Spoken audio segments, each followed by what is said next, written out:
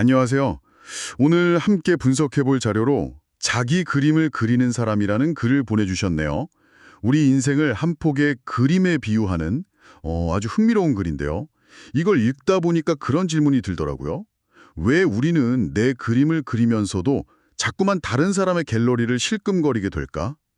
이 글이 바로 그 지점을 파고들면서 진짜 가치는 화려한 액자가 아니라 그림 자체의 진실함에 있다고 말합니다. 오늘은 이 비유를 열쇠 삼아서 우리 삶의 가치를 재는 진짜 자는 무엇인지 한번 깊이 이야기 나눠보죠. 시작부터 마음을 딱 붙드는 문장이 있더라고요. 다인 작가의 책에 나오는 구절인데 내 그림에서 중요한 것은 글을 그렸을 때의 내 마음이지. 그리고 마음을 그림에 담아내는 섬세함과 정성이야. 이 한 문장이 사실 오늘 우리가 나눌 이야기의 모든 걸 담고 있는 것 같아요. 그렇죠. 마음과 정성. 어떻게 보면 요즘 시대와는 조금 동떨어진 가치처럼 들릴 수도 있어요. 모든 게 속도랑 효율, 그리고 눈에 보이는 결과물로 평가받으니까요. 그런데 이 글은 바로 그 지점에서 브레이크를 딱 걸어요. 잠깐만, 우리가 지금 인생이라는 그림의 가치를 매기는 그 기준 자체가 잘못된 건 아닐까? 하고 질문을 던지는 거죠. 아, 기준이 잘못되었다. 그 말씀이 확 와닿네요. 그래서도 계속 이야기하잖아요. 사회는 우리에게 끊임없이 더 크고 화려한 액자를 맞추라고 부추긴다고요. 좋은 학벌, 번듯한 직장, 비싼 차 같은 것들이요. 소셜미디어를 열면 와, 완벽하게 편집된 다른 사람들 그림이 넘쳐나는데 그걸 보고 있으면 내 캔버스는 너무 초라해 보이고요. 바로 그게 이 글이 말하는 잘못된 자예요. 우리는 그림의 가치를 그림 자체로 보는 게 아니라 그 액자의 가격표나 다른 사람들의 좋아요 숫자로 판단하는데 너무 익숙해져 버렸어요. 마치 경매에 나온 그림처럼요. 남들이 매기는 가격이 곧 내 가치라고 착각하는 거죠. 하지만 이 글은 주장해요. 그림의 진짜 가치는 경매장에서 결정되는 게 아니라 화가가 붓을 들고 캔버스 앞에서 고민하고 기뻐하고 때로는 절망하는 그 모든 순간에 있다고요. 다른 사람은 볼 수도 또 평가할 수도 없는 그런 영역이죠. 그런데 여기서 좀 현실적인 질문이 생겨요. 그거 너무 이상적인 이야기 아닌가요? 하고요.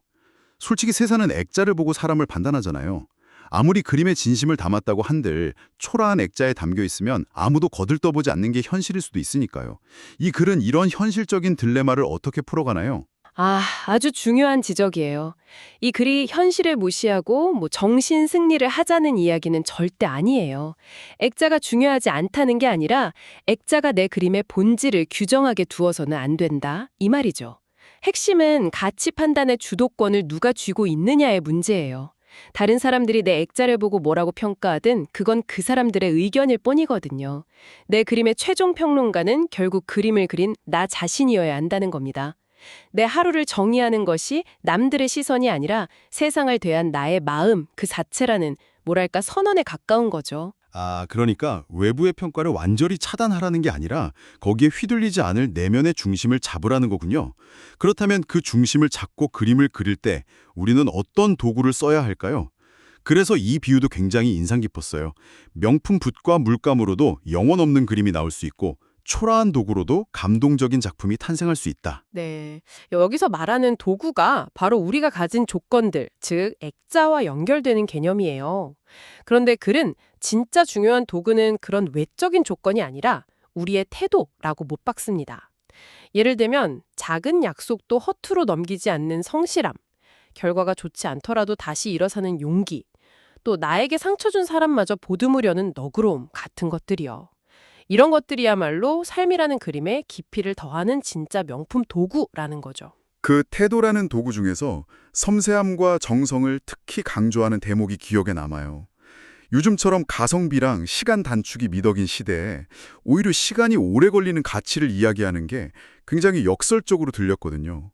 뭐든 빨리 해치우는 게 능력이라고 배우는데 말이죠. 맞아요. 그래서 이 글이 더 울림이 있는 것 같아요.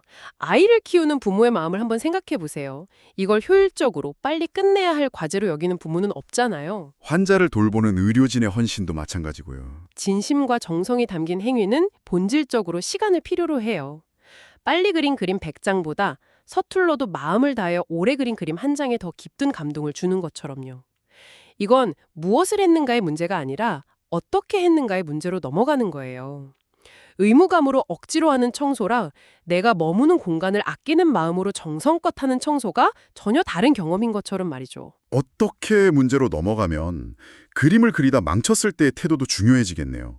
살다 보면 정말 모든 걸 다 지워버리고 새로 시작하고 싶을 때가 있잖아요. 이 글은 그럴 때 어떻게 하라고 조언하나요? 바로 그 지점에서 정성의 개념이 포기하지 않는 마음으로까지 확장돼요. 실력 있는 화가는 그림이 좀 마음에 안 든다고 해서 캔버스를 바로 찢어버리지 않아요. 한 발짝 물러서서 다른 각도에서 보기도 하고 마음에 안 드는 부분 위에 새로운 색을 덧칠해서 오히려 더 멋진 질감을 만들어내기도 하죠. 우리 인생도 똑같다는 거예요. 실패나 실수가 찾아왔을 때 그걸 망친 그림으로 규정하고 모든 걸 포기하는 게 아니라 아직 완성되지 않은 과정으로 보는 그런 관점의 전환을 제안하는 거죠. 지금 겪는 어려움이 그림을 망치는 얼룩이 아니라 그림의 깊이를 더해줄 독특한 명암이 될 수도 있다는 그런 위로를 건네는 겁니다. 와, 실패를 깊이를 더하는 명암으로 본다는 관점이 정말 신선하네요. 그런데 원리로는 이해해도 마음은 자꾸 비교하게 되잖아요. SNS만 켜봐도 다들 너무 화려한 색으로 멋진 캔버스에 그림을 그리고 있는 것 같아서 위축될 때가 많아요. 내 그림은 왜 이 모양이지 하고요. 인간이라면 너무나 자연스러운 감정이죠. 이 글도 그 점을 정확히 짚고 있어요. 하지만 동시에 아주 근본적인 사실을 상기시켜줍니다. 바로 그림에는 정답이 없다는 거예요. 피카소의 그림이 렘브란트의 그림보다 더 우월하다고 말할 수 없듯이 모든 그림은 그 자체로 고유한 가치를 지녀요. 중요한 건 내 그림이 다른 사람의 그림보다 더 화려한가, 더 세련됐는가가 아니에요. 단 하나의 질문만이 남죠. 나는 내 그림에 얼마나 진실했는가? 진실함. 이 단어가 계속 반복해서 나오는데 여기서 말하는 진실함이란 구체적으로 어떤 의미일까요? 완벽해지려고 노력하는 것과는 좀 다른 개념 같거든요. 오히려 그 반대에 가깝다고 볼 수 있어요. 완벽해지려는 노력은 종종 내 안의 어두운 부분, 약점, 실수를 없애려는 시도로 이어지잖아요. 하지만 이 글에서 말하는 진실함은 그런 부분들까지 전부 내 일부로 껴안는 태도를 의미해요. 우리 삶에 어찌 밝은 색만 있겠어요. 슬픔이라는 짙은 파란색, 실패라는 탁한 회색, 상처라는 날카로운 붉은색도 분명히 존재하죠. 진실하다는 건 이 모든 색을 내 팔레트 위에 올려놓고 인정하는 거예요. 명암이 있어야 그림에 입체감이 생기듯 우리 삶도 기쁨과 슬픔, 성공과 실패가 어우러져야 비로소 풍성해진다고 말하는 거죠. 완벽한 그림이 아니라 나의 모든 것이 담겨있는 진짜 내 그림을 그리는 것. 그게 바로 진실함입니다. 듣고 보니 우리가 다른 사람의 그림을 볼 때는 그저 완성된 모습만 보게 되는 것 같아요. 저 사람은 원래부터 그림을 잘 그리는 사람 같고 좋은 물감만 써서 저렇게 반짝이는 것처럼 보이죠. 하지만 그 이면은 전혀 모르잖아요. 핵심을 짚으셨어요. 글의 후반부가 바로 그 이야기를 하죠.